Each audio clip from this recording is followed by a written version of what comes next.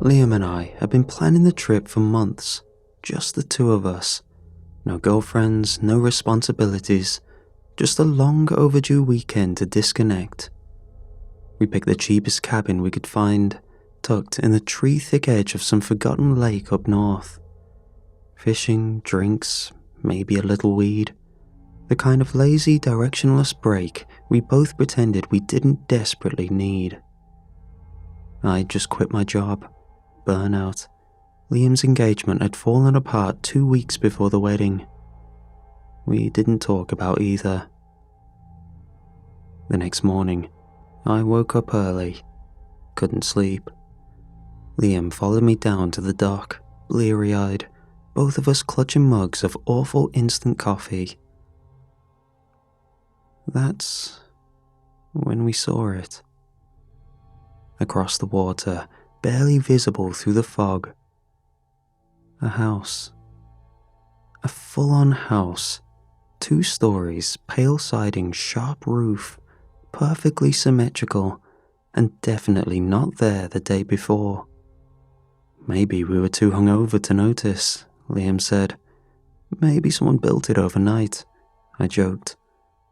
But the chill on my spine didn't match my tone. We watched it for a while. It didn't move, flicker or fade. It just sat there, still and waiting. We couldn't see a dock or a path leading to it. It was just there. Eventually, curiosity got the better of us. We climbed into the old metal rowboat the cabin provided, oars squeaking with every pull. The lake was calm, the surface didn't ripple. Even the fog seemed thick and deliberate, as if it wanted to hide something.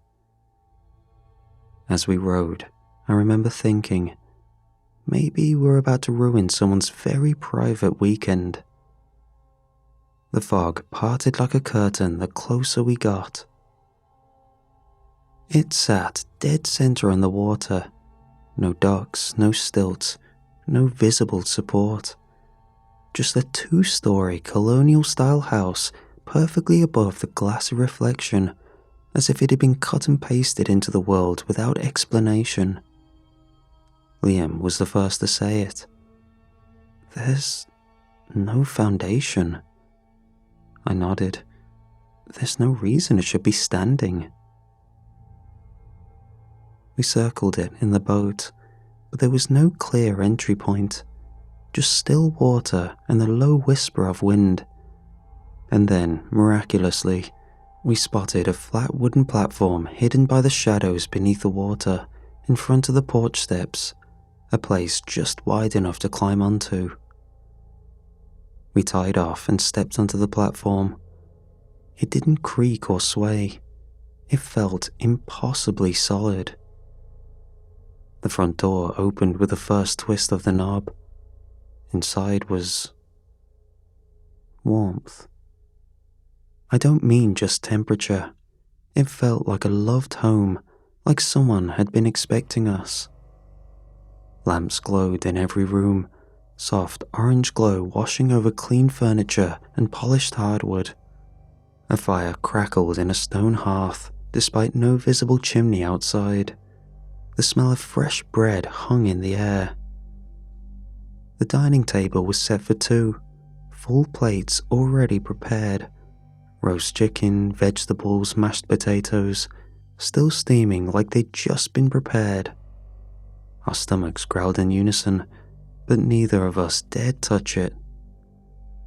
Maybe this is one of those theme rentals, Liam said, like a weird Airbnb experience. I was too stunned to respond. The place was stunning, leagues above the glorified shed we'd rented. We moved from room to room, quiet now. Every bed was made, closets full of clothes, neutral, unlabeled, but folded with care. Framed photos hung along the hallways, but the faces were impossible to make out, like they'd been smudged or captured mid-motion. Familiar and alien at the same time. Everything had that once loved feeling, old but clean, used but treasured. The kitchen was fully stocked, the fridge cold and humming, cabinets filled with dry goods, even a fruit bowl on the counter, apples waxy and perfect. We stood in the living room, surrounded by silence and comfort. "This place is nicer than our cabin," Liam said, "by a mile. No mold, no wood rot, no smell like a raccoon died under the floorboards," I added. We laughed, but the feeling crept over us that we didn't belong. This was someone's place, and we were walking it like a public space. We didn't stay long. The air inside that house had a way of numbing time, like everything outside the walls didn't exist. But when I checked my watch, nearly 2 hours had passed. The food on the table hadn't cooled. Liam whistled low. "All right, enough ghost real estate. Let's head back before dark." "Yeah," I said, though my voice didn't sound convincing, even to me. I didn't want to admit how the place made me feel safe, almost hypnotically so, like leaving would be wrong somehow. He was already at the door. "You coming?" "Yeah, right behind you." He stepped out first, boots thumping lightly on the wooden platform. The sound was grounding, real. Then I tried to follow, and hit something that wasn't there. The air had hardened, not like wind or resistance. It was like walking face first into glass. My whole body jolted backward, my breath caught in my throat.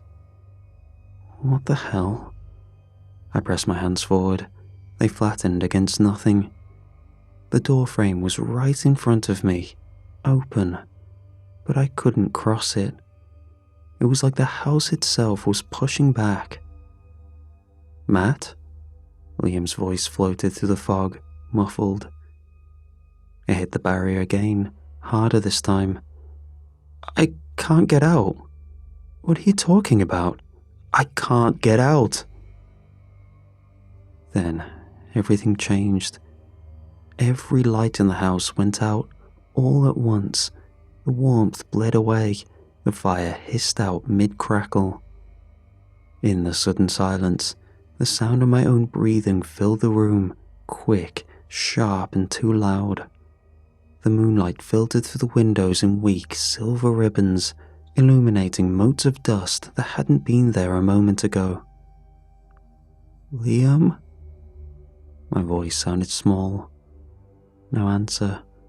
Just the distant, rhythmic lap of water against the foundation, a sound that somehow felt closer than it should. "Liam!" I shouted, panic rising. My heartbeat thudded in my ears. Footsteps thudded across the porch. Then the door swung wide. Light poured back in around him like someone had hit a switch. The fire roared again. The air warmed. Everything was normal. Liam stood in the doorway, eyebrows raised. "What the hell's your problem?" I stumbled forward, gripping the frame. "I couldn't leave. The air, it..." I stopped, realizing how insane I sounded. He looked past me, scanning the bright, cozy room. "You sure you didn't just freak yourself out? Man, you've been jumpy ever since we got here." "I'm serious," I said, shaking my head. "It was like hitting a wall." He chuckled uneasily, clapping my shoulder. "Yeah, a spooky invisible wall in the middle of a magic lake. Maybe ease up on the edibles, huh?" But even as he laughed, I caught it. The way his eyes darted toward the open door behind him, then back to me. He didn't say it out loud, but I could tell. He felt it too. The air outside was heavy, the kind of stillness that waits. We kept testing it, thinking maybe it was just a fluke, some bizarre sensory thing, or maybe we were overtired. But no, every time we tried to leave together, shoulder to shoulder, we both hit it, that invisible wall, like the air had been vacuum sealed. No resistance, no sound, just solid nothing. The first time it happened to both of us at once, we looked at each other and said nothing, just backed up, back into the house. So we tried splitting it up again. I left first, made it to the porch. He followed. Blocked. And the moment I crossed the threshold, the lights flicked back on. Warm, cozy, like nothing had happened. Then we reversed it. He went out fine. I followed. Blocked again. It became clear. You could leave, but only if someone else stayed behind. One must remain. I don't know how the house enforced that rule, but it did. Every single time, no matter how we tried to game it. Eventually, we stopped trying and sat in the living room, surrounded by ticking clocks and too perfect furniture. The crackling fireplace didn't burn down, and the food on the table never got cold. It was all still, waiting. Liam was the one who spoke first. "I'll go," he said. "I'll get help. I'll be fast." I didn't like it, but he was already walking to the door. And as he crossed the threshold, the light didn't just fade. It curdled. Warm gold drained into thin, grey moonlight that coated everything like dust. The fire died without smoke. The smell of bread soured to something metallic and old. The temperature dropped 5 degrees and kept falling. I tried turning on the lamps. Nothing. Switches clicked. Bulbs stayed dead. I even tried the lighter from the kitchen drawer, but when I flicked it, nothing sparked. So, I started walking. At first, everything looked the same, but age seemed to infect the place. The once pristine wooden ornaments peeled and flaked into husks that only resembled what they once were. Then I opened a door that should have led to the hallway and found a staircase, narrow, pitch black. I didn't go down. I closed the door, took a breath, opened it again. The hallway was back. I stood there for a while, just breathing, listening.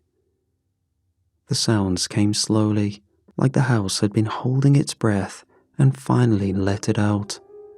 Soft creaks, then the hum of something shifting, almost organic, like bones realigning in the walls. There was movement too. At first, just flickers at the edges of my vision. A shadow passing behind a doorway I hadn't opened, something crawling along the ceiling, fast enough to make me question if I saw anything at all. I turned corners that should have led to the kitchen and ended up back in the foyer. Doors led to wrong places, windows showed only fog. Eventually, I gave up trying to map it. I picked a room, a small guest bedroom I hadn't seen before, and shut the door behind me. It was bitterly cold. I climbed into bed fully dressed, clutching the thick covers to my chin. I heard breathing, not mine, slow, deep, rasping, somewhere in the walls. I heard scratching too, nails or claws dragging, pacing. Once something brushed my legs under the covers, slow and deliberate. I didn't move, didn't breathe. I just waited. No noise after that, just silence so complete it buzzed in my ears. I don't remember falling asleep. I must have passed out from exhaustion. I woke up hours later, cramped, teeth chattering, heart pounding like I hadn't rested at all. The room was darker than before. and the door I came in through was gone. Now on the other side of the room. I stretched off, ready to look around, and felt my stomach curl. I was starving, not just hungry. It was like something had reached inside during the night and scooped out more than food. The lights were still dead. The fireplace remained cold ash, the food from before gone, missing, like it had never existed. I tried the taps. Nothing came out. No hiss, no drip, just silence. The windows still showed the lake, fog blanketed and still, but the sky hung in perpetual dusk. The moon hovered low, never rising, never falling. The shadows stayed long, stretched. At first I thought a day had passed, then two. Now I wasn't sure if time was moving at all. I started keeping track. I used the steak knife to carve a tally into the kitchen table every time I slept.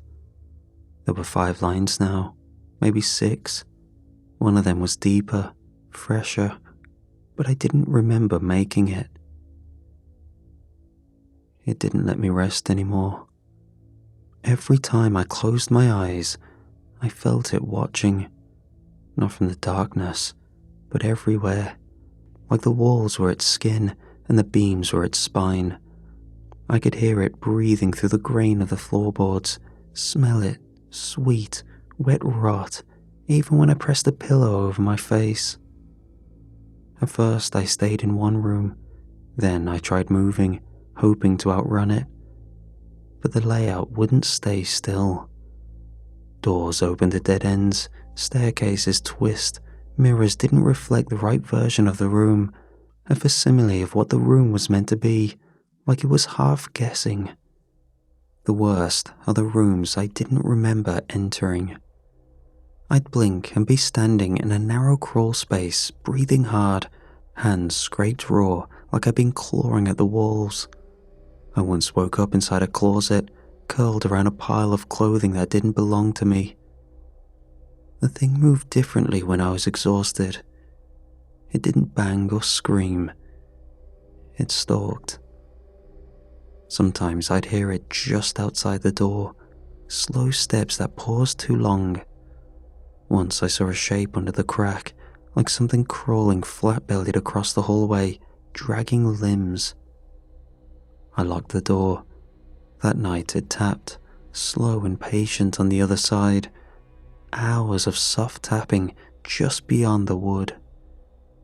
One night I found muddy footprints in the kitchen, small, barefoot, like a child's. They circled the room, then stopped at the base of the bed. I didn't hear it, didn't see it, but it was there, inches from me while I slept. At some point, I lost count of the days. The first few tallies on the table were neat, straight. I even tried marking time by the dim shift of light outside, but that stopped making sense fast. The sky didn't move here. It stayed caught in that same silver half-light. I thought I carved 30 marks, maybe 40, but somewhere in the blur of time, I stopped sleeping, or I started sleeping without knowing.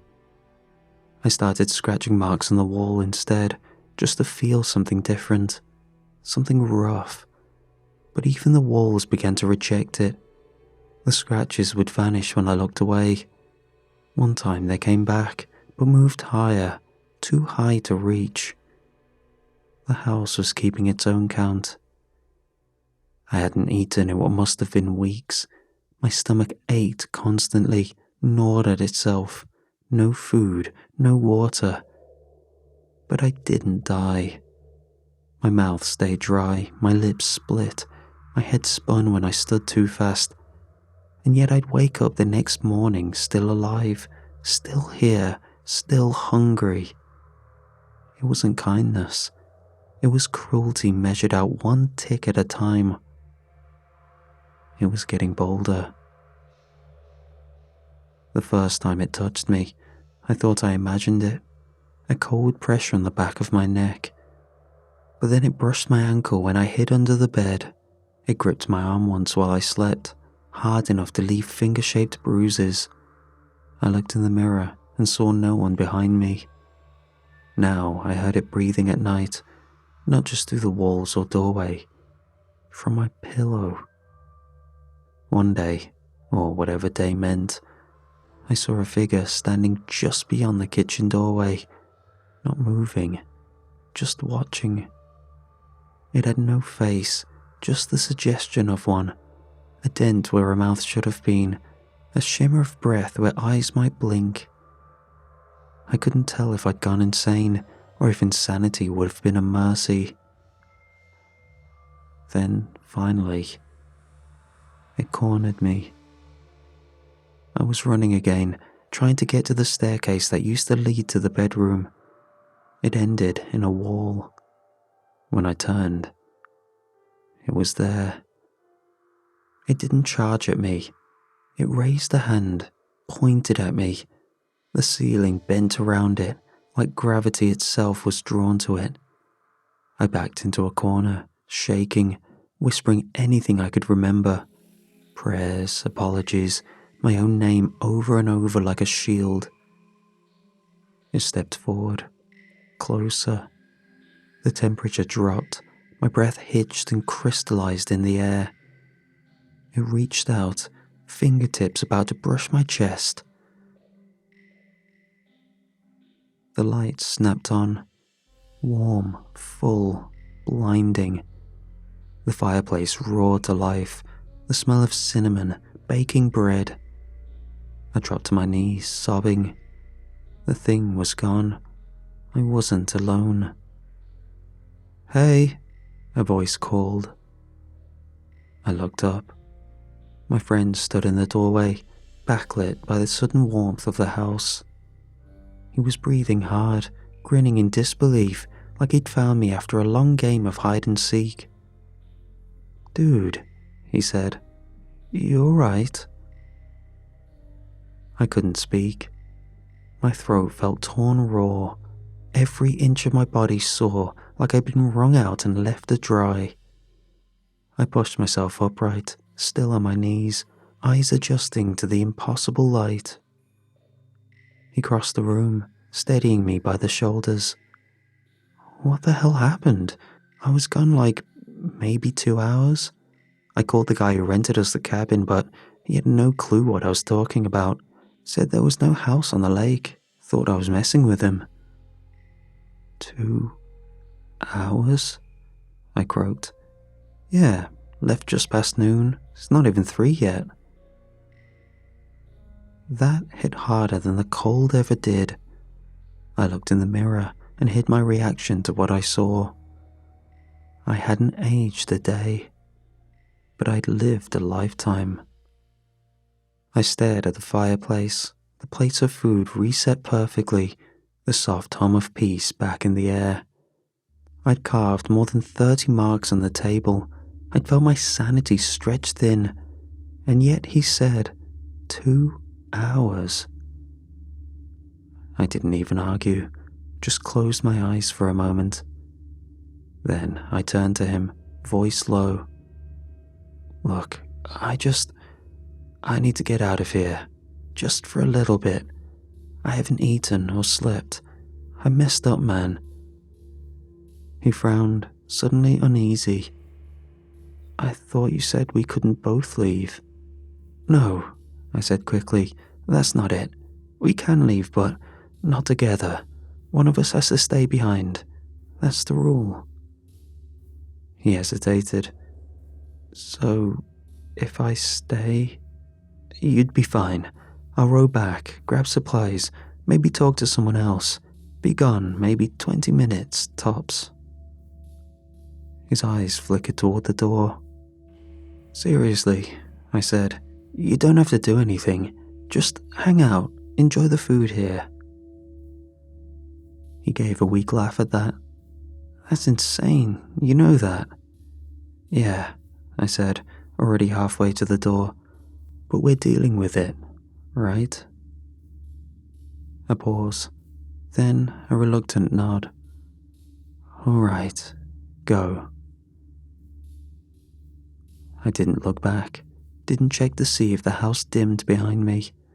I just stepped out into the fog, let the door swing shut, and walked down to the boat. The water lapped gently against the boat as I neared the halfway point across the lake. And already, I felt the weight in my chest shift, like something was being peeled off me, layer by layer. I stopped rowing, turned my head. The house sat still on the water, perfectly centered. But the lights, they were gone. The soft golden glow that once made it look like a dream had vanished. Its silhouette stood darker than the mist around it, every window a lifeless square. He was in there now, alone. And I'd known it would happen. I'd let it happen. I dropped the oars, let the boat drift, and tried to convince myself there was still time. Maybe he'd figure a way out. Maybe I was wrong about the rules. Maybe, just maybe, if I waited, he'd be on the porch, waving, laughing, saying, "This place is messed up, man, but I handled it." I waited. I watched. The house remained still, cold, untouched by time or warmth. I rode the rest of the way in silence. Back in the cabin, everything felt too loud. The creak of the wood, the hum of the refrigerator, the crunch of my footsteps, all too loud after what I'd just left. I tried to eat. The food turned to ash in my mouth.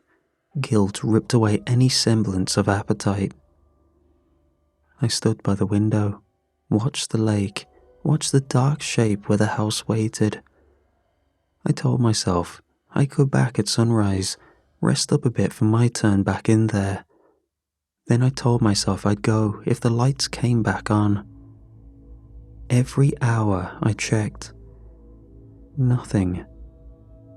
I went to the dock with the boat ready, hand on the rope, but I didn't untie it. I just stood there, feeling the mist curl around my ankles. And then I started bargaining. Maybe it didn't have to be both of us getting out. Maybe he was okay. Maybe this was just temporary, and when I left, the house would vanish and let him go. Maybe the house only haunted me and was fine for him. I whispered his name once. It caught in my throat like a splinter. The guilt came in waves. Shame, anger, denial. I punched the counter, cursed him for not refusing, cursed myself for asking, cursed the lake, the fog, everything. Then I looked out the window one last time. Still nothing. That's when I started lying to myself. He'd seen the dark now. He understood. He'd know what I went through. The walls shifting, the breathing, the endless not quite night. And because of that, if I went back, if we traded places again, he'd leave me there. He'd have to. He'd know it's the only way one of us walks away. So maybe leaving now wasn't betrayal. Maybe it was the only way to make sure I survive. That's what I told myself anyway, over and over, until it stopped sounding like cowardice and started sounding like salvation, a second chance.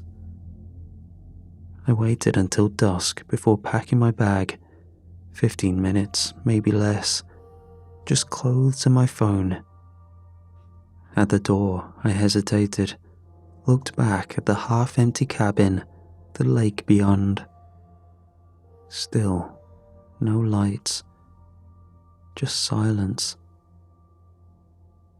I whispered, "I'm sorry," though I wasn't sure who I meant it for.